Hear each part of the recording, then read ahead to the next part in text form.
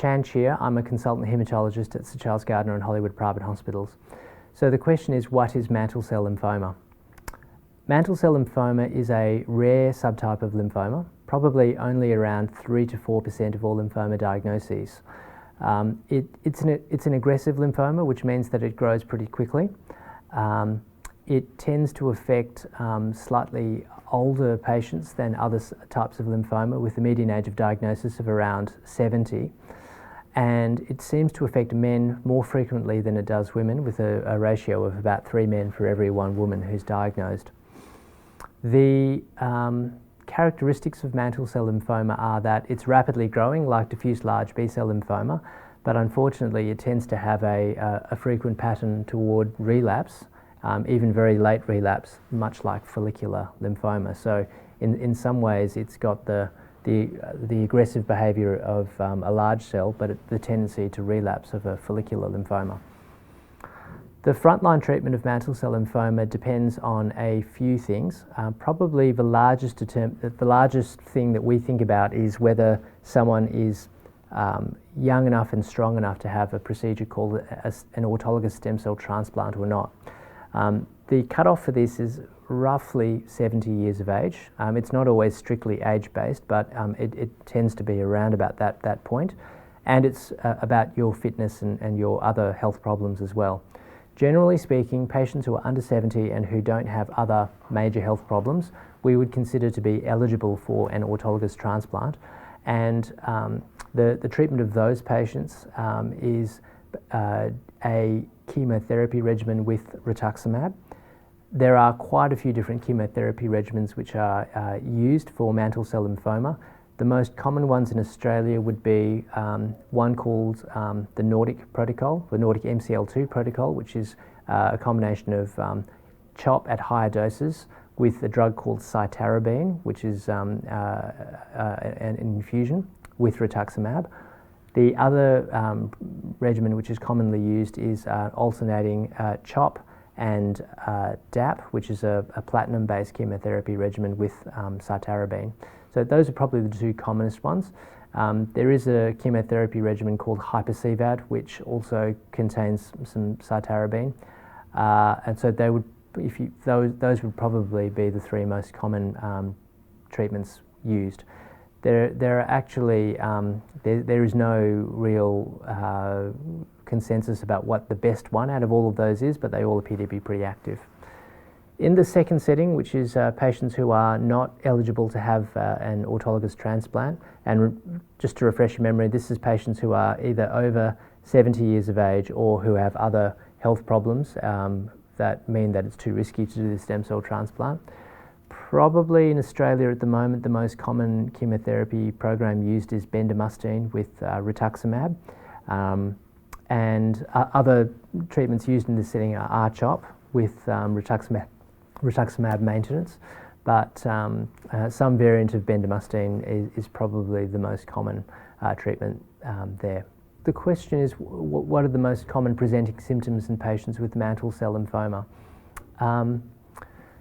So much like other subtypes of lymphoma, patients with mantle cell lymphoma frequently present with enlarged lymph glands, which they may notice themselves.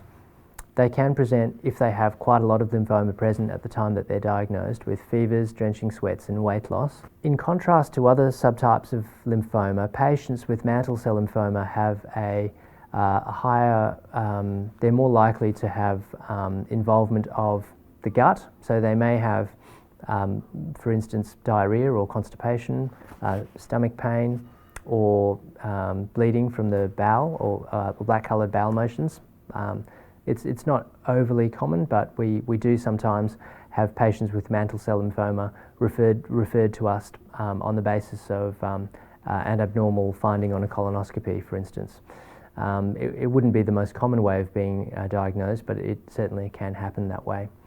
Patients with mantle cell lymphoma also are quite likely to have a small amount of circulating lymphoma cells. So when you do a full blood count, there's a raised lymphocyte count, and when you look at patients' blood under the microscope, you can actually see the lymphoma cells floating around.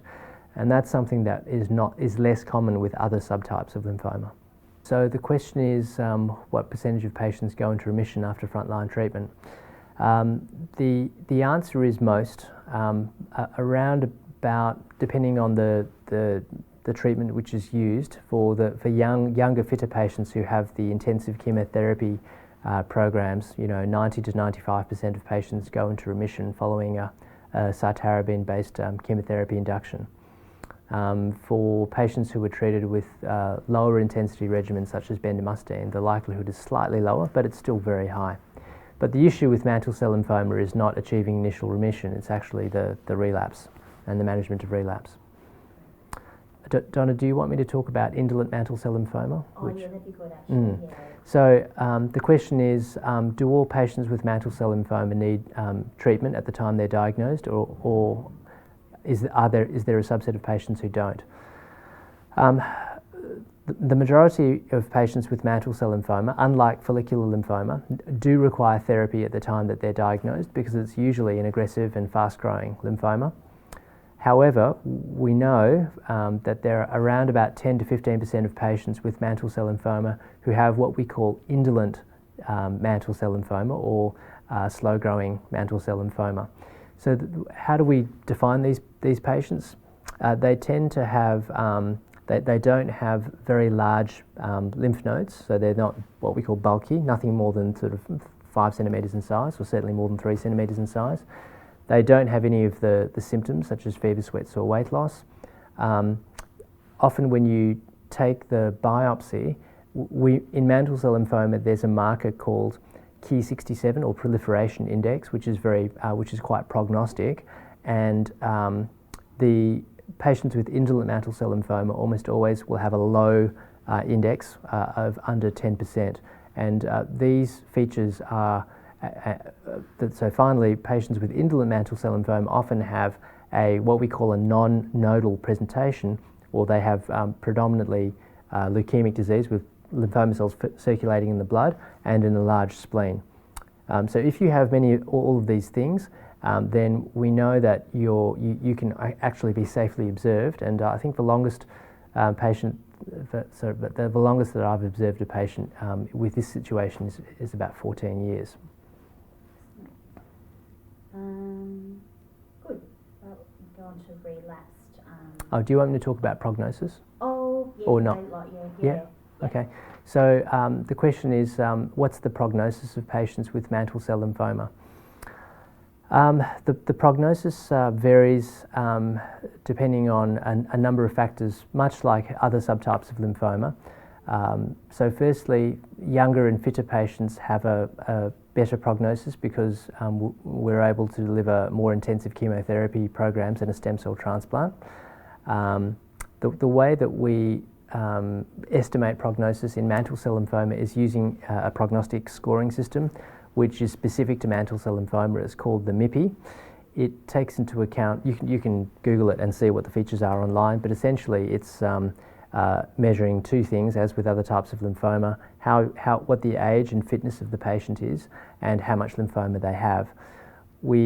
A more up-to-date version of the MIPI incorporates information about their biopsy as well, and in particular the presence of how quickly their lymphoma is growing as defined by a marker called Ki67 or the proliferation index. So using all of that information, you can plug it all into a scoring system and give someone an estimate of what their prognosis is, from very favourable and intermediate to less favourable.